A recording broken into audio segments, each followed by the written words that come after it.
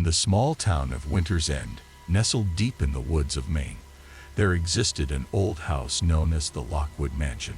The house had stood empty for decades, a forgotten relic of a bygone era. Local legends whispered that the mansion was cursed, its walls haunted by the spirits of its tragic past. Few dared to go near it, especially after dark. However, for 16-year-old Emily Carter, the Lockwood Mansion was just another house in her quiet, uneventful town. Emily was a practical girl, not easily swayed by ghost stories or urban legends. So when her parents left for a weekend getaway, she didn't think twice about being home alone. The first night was uneventful. Emily spent the evening watching movies and chatting with friends online. It was around midnight when she decided to head to bed. As she was about to turn off the lights, she noticed a flicker of movement outside her window. She froze, her heart pounding in her chest. Taking a deep breath, she slowly approached the window and peered outside. The yard was empty, just shadows cast by the moonlight and the swaying branches of the old oak tree. She laughed at herself for being so jumpy. "Get a grip, Emily," she muttered, shaking her head as she climbed into bed. The next day, Emily's routine was much the same. She did her homework, cooked herself dinner, and settled in for another night of binge-watching her favorite shows. But as the clock struck midnight, a strange feeling washed over her, an unsettling sense that she wasn't alone. Emily shook it off, attributing it to her overactive imagination. But the feeling persisted, gnawing at the edges of her mind. She decided to call it a night and went to bed, determined to get a good night's sleep. Sometime in the middle of the night, Emily woke up with a start. Her room was pitch black, save for the sliver of moonlight creeping through the curtains. She listened intently, straining to hear what had woken her. At first, there was nothing, just the silence of the house and the distant rustle of leaves outside. But then she heard it, a faint, almost imperceptible scratching sound, like nails on wood. Her breath caught in her throat. She sat up slowly, her eyes scanning the darkness. The sound seemed to be coming from downstairs. Summoning her courage, she slipped out of bed and tiptoed to her bedroom door. She paused, listening again. The scratching continued, steady and deliberate. Emily's mind raced. It could be a branch scraping against the house, she reasoned. Or maybe a raccoon trying to get into the garbage. She crept down the stairs, her heart pounding with each step. As she reached the bottom, she saw a faint light coming from the living room. "Hello," she called out, her voice trembling slightly. There was no response. The scratching had stopped. She edged towards the living room, the light growing brighter. She rounded the corner and froze. The old television set in the corner was on, displaying nothing but static. Emily's parents had bought it as an antique, a relic from the 1970s that they rarely used.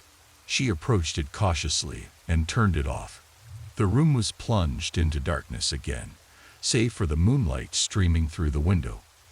A chill ran down her spine. Something was wrong. She could feel it in the air, a palpable tension that made her skin crawl.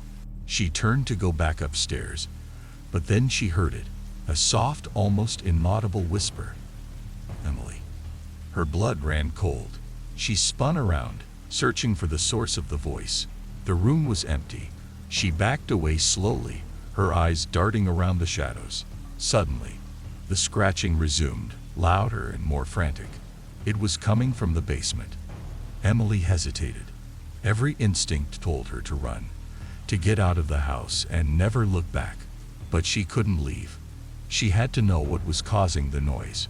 She grabbed a flashlight from the kitchen drawer and made her way to the basement door. The door creaked open, revealing the narrow staircase leading down into the darkness. She flicked on the flashlight and descended slowly, the beam of light cutting through the gloom. The scratching grew louder with each step, echoing off the concrete walls. At the bottom of the stairs, she paused. The basement was filled with old furniture and boxes, relics of her family's past. The scratching was coming from behind a large, wooden wardrobe. She approached it cautiously, her hands shaking. "Hello," she whispered, her voice barely audible. The scratching stopped. She reached out and slowly opened the wardrobe door. Inside, there was nothing but old coats and moth-eaten blankets. She sighed in relief, feeling a bit foolish. But then she heard it again. Soft, whispering voices, like a chorus of the damned.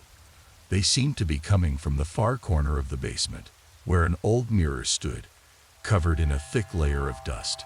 She approached the mirror, her heart racing. The whispers grew louder, more insistent. She wiped away the dust, revealing the glass beneath. For a moment, she saw only her own reflection, pale and wide-eyed. But then the image shifted, and she saw something else. Behind her, in the darkness of the basement, stood a figure. Tall and gaunt, its eyes glowing with an unnatural light. Emily spun around, the flashlight beam slicing through the shadows. But there was nothing there. She turned back to the mirror, but the figure was gone. The whispers faded, leaving her in silence once more. She backed away slowly, her mind reeling. She needed to get out of the basement, out of the house. She turned and ran up the stairs, slamming the door behind her. Emily spent the rest of the night in her room, her back against the door, clutching a baseball bat for protection. She didn't sleep, didn't dare close her eyes. The house was silent, but the sense of dread lingered, heavy weight pressing down on her. The next morning, she called her parents and begged them to come home. She didn't tell them what had happened, just that she didn't want to be alone anymore. They agreed to cut their trip short and return that evening. As the day wore on, Emily tried to convince herself that it had all been a bad dream, a figment of her imagination. But deep down, she knew that something was wrong with the house, something dark and malevolent. When her parents finally arrived, she felt a wave of relief wash over her. She hugged them tightly, grateful for their presence. But as she glanced over their shoulders at the house, she saw something that made her blood run cold. In the upstairs window, a figure stood watching them, tall and gaunt, its eyes glowing with an unnatural light. Emily never stayed home alone again.